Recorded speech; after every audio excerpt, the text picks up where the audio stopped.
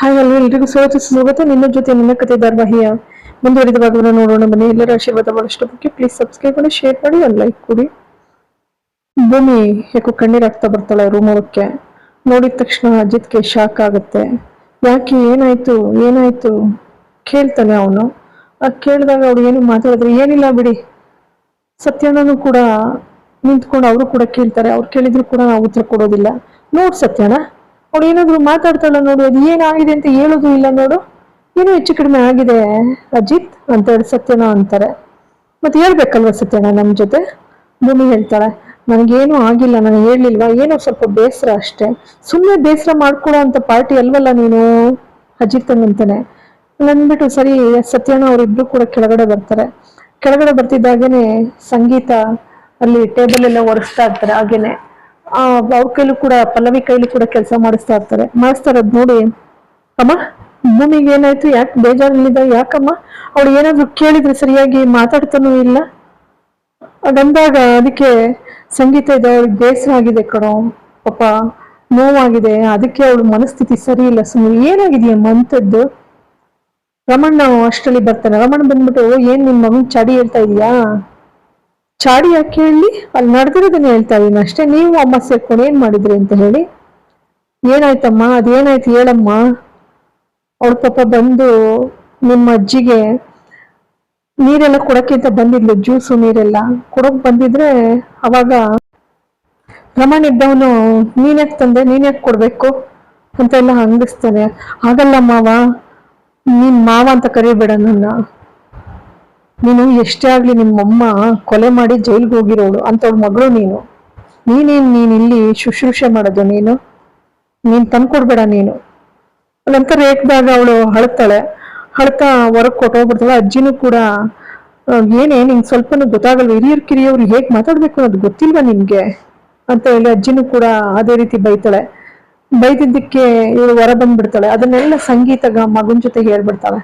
ಹೇಳ್ತಿದ್ದ ತಡ ಬೇಸರ ಆಗುತ್ತೆ. ಅವ್ರ ಅಪ್ಪನ ಅನ್ನೋ ಅಷ್ಟಲ್ಲ ಅವ್ನು ಹೊಟ್ಟೋಗ್ಬಿಡ್ತಾನೆ ರಮಣ್ಣ. ಭೂಮಿನೂ ಕೂಡ ದರ ಎಳ್ಕೊಂಡು ಲಗೇಜ್ ತಗೊಂಡು ರೂಮಿಗೆ ಕರ್ಕೊಬರ್ತಾನೆ.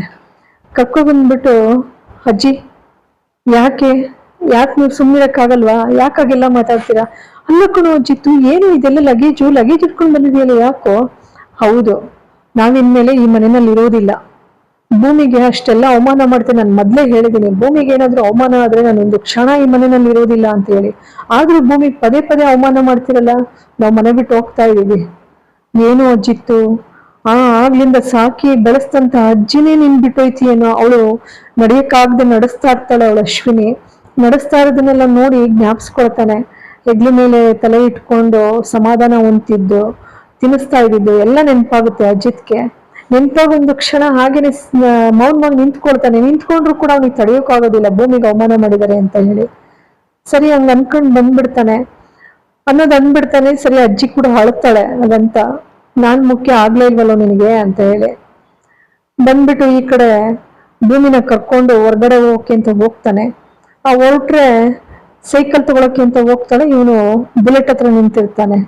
ಓಹೋ, ಏನ್ ಅಮ್ಮ ಅವರು ಮೆರವಣಿಗೆ ಬರ್ತೀರೇನೋ ಜೊತೆನಲ್ಲಿ ಸೈಕಲ್ ಎತ್ಕೊಂಡು ಅಂದಾಗ ಸತ್ಯಣ್ಣ, ಯಾಕಪ್ಪ ಸೈಕಲ್ ಒಂದ್ಸತಿ ಮೆರವಣಿಗೆ ಇದೆಯಲ್ಲ ನಿನ್ ಗಾಡಿ, ಇಲ್ಲಿ ಕೂರ್ಸ್ಕೊಂಡು ಹೋಗು ಪರವಾಗಿಲ್ಲ. ಯಾಕೆ ಹೇಳಿ ಸತ್ಯಣ್ಣ, ಎಲ್ಲಾನು ಮಾಡ್ತೀನಿ ನಿಮ್ಗೆ, ನಡಿ. ಅಷ್ಟೊತ್ತಿಗೆ ಅಂಜು ನೋಡ್ಬಿಡ್ತಾರೆ. ಅಂಜು ನೋಡ್ಬಿಟ್ಟು ಸತ್ಯಣ್ಣ, ಅಜಿತ್ ಸೈಕಲ್ ಸವಾರಿ ಯಾಕೆ ಹತ್ತ ನೋಡ್ಬಿಡ್ತಾನೆ ನಿಂತಿರೋದನ್ನ ಅಂಜು.